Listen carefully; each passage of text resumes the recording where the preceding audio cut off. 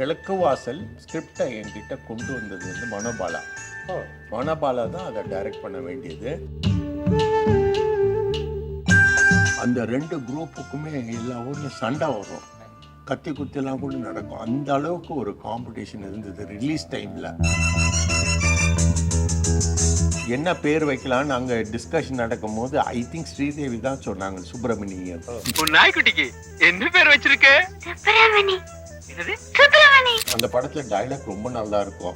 அது particularly Senthamarai and Rajini sir பேசுறாங்க. ஆமா, தீப்பெட்டிக்கு 2 பக்கம் வரஸ்தாதான் தீ பிடிக்கும். ஆனா இந்த அலெக்ஸ் பாண்டியனுக்கு எந்த பக்கம் வரஸ்தாலும் தீ பிடிக்கும்.